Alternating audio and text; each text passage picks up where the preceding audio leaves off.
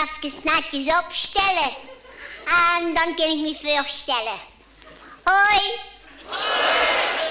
Ik heet eigenlijk Arna. Maar mijn pap zei dan maar moordjong tegen mij. Maar dat is oma's schuld. Want toen ik geboren werd, toen mocht oma me even vasthouden. En toen zag ze, het is een moordjong. Maar Truukje doet het munneke. En oma die koos goed ruiken. Ja, want je rookt zelf van wiet.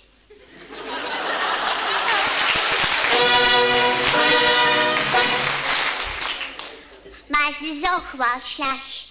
Ze had de bril vergeten in de tas van haar jas. Daardoor had die mij al geroken. Die had mij de onderste boven was.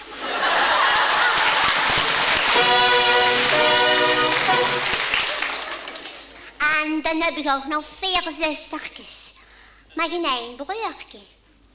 Ik zeg tegen pap, voor wat dan voor eigenlijk geen broertje?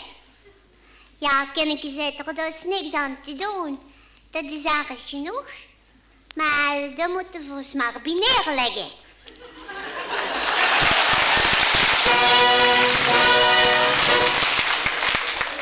Ja, en hoe hebben zich die daar bij neergelegd?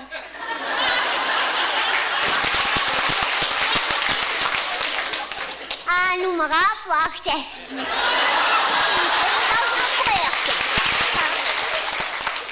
Maar dat oudste zustertje van Micha, dat is niet ongeschak. Dat jij het noemt dat is Hankie. Dat is niet zo'n idee. Dat heb je al lang gehoord. Dat die. En een chique kettingen. Och, dat is zo'n meisje. Maar ik heb toch gezien dat het een jongen is.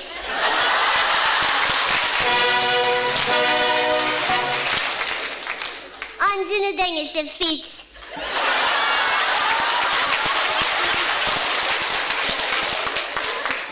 Maar mijn pap vertrouwt de handje niet, hè.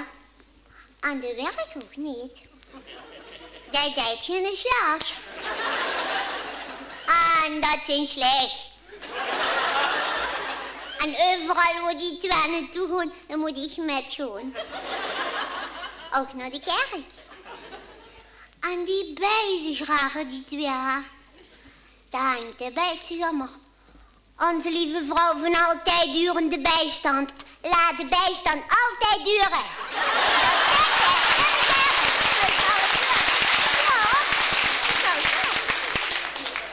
En dat zuster van mij, dat bijt zich nog veel jager. Dat zei dan maar, heilige Maagd Maria, jij zijt moeder geworden, de zondige. Laat mij zondige zonder moeder te worden.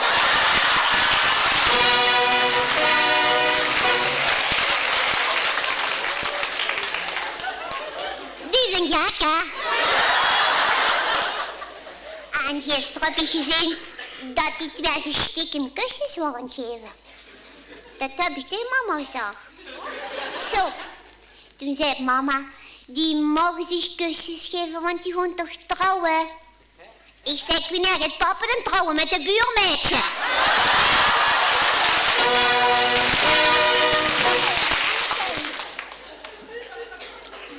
Toen ze hebben weer ook een geit gehad. Maar die is weggelopen. Oh, mama heeft gehuild. Die kwam er niet over die arme geit heen, hè. En ze kreeg het nog op de zenuwen van. Maar toen kwam een enkele plan op het toesbezoek. Zei hij tegen mama, madame, je moet maar eens een bidden wachten tot naar de heilige Cornelius. En weer allemaal met op de bedevaart. En pap de beide voorop. Heilige Cornelius, wij komen tot u. Heilige Cornelius, wij komen tot u. Ik zeg, ik lach me kapot als het niet touw is.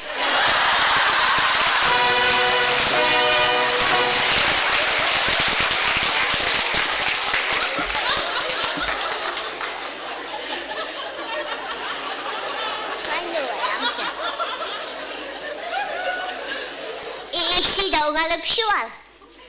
Maar de vorige week heb ik 1 dag griep gehad. En toen moest ik 2 pilletjes slikken van de dokter. En toen word ik over. Maar dat zuster van mij, wat met de handje daar, dat het zeker iedere dag de griep.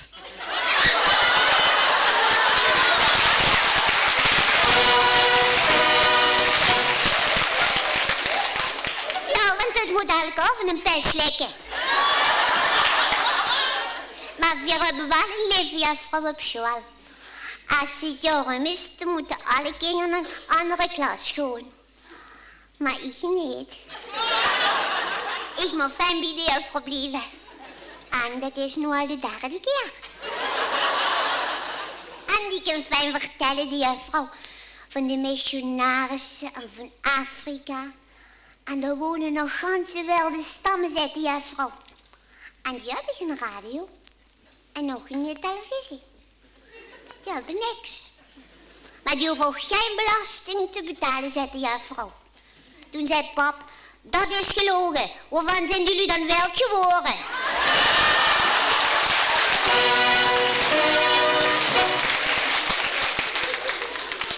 Ik vind papa niet leuk dat er dat heeft gezegd. En vind me ook niet meer lief. Zo. Daar had ik me nooit met die toeswerk. Ik moest een elastisch zo maken van de juffrouw. Een kamerbank met 10 rollen bank. 1 rolbank kost 1 gulden. Wat kost het 10 rollen? Ja, pap, die wist het ook niet. Ik zei tegen de juffrouw, het wordt te duur, we gaan maar wetten.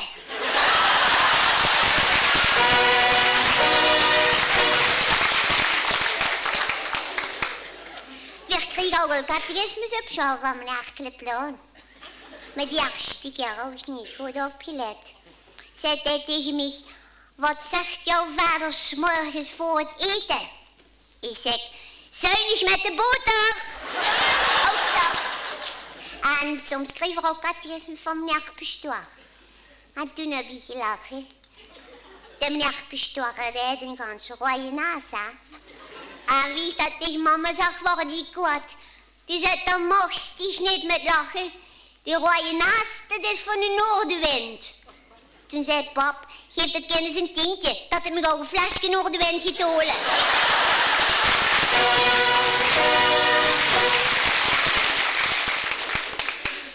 Weet je, waar kom ik met het rapportnieuws? Pap, die springt op en zegt aan. Ik zeg, blijf maar zitten. Ik ben nou blijven zitten. Zondags, dan mag ik helemaal met pap en mam naar de hoogmis gaan. En mijn mama, die mag helemaal op 2 stoeltjes zitten. En dat valt op. En ze moet eigenlijk afvallen. Toen ging meneer Pastoor prikken van het naam alsof ze gaat. Van stof zijt gij gemaakt. En tot stof zult gij wederkeren. En toen heb je gezien, hè, dat pap mam zo aan de zee aanstoot en dat er zag, is dat ook voor zelf vrij een bak meel?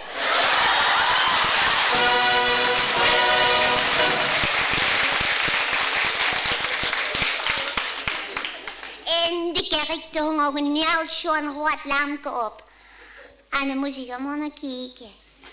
Toen zei mam, hoe kijkt dich toch immer nou? Du bijtst dich weer slecht.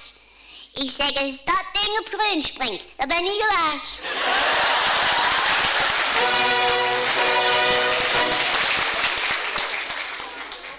Zo, nu moet ik weer naar huis toe gaan. Want ik heb me stiekem de zin van papa aangedaan. En ik weet, er staat hij op te wachten. En ga ik nu niet naar huis, ja, dan krijg ik weer klachten. Maar ben ik helemaal weer thuis, dan ben ik ook wel braaf. Dat Gerard dat nu ook, dan zeg ik, alaaf.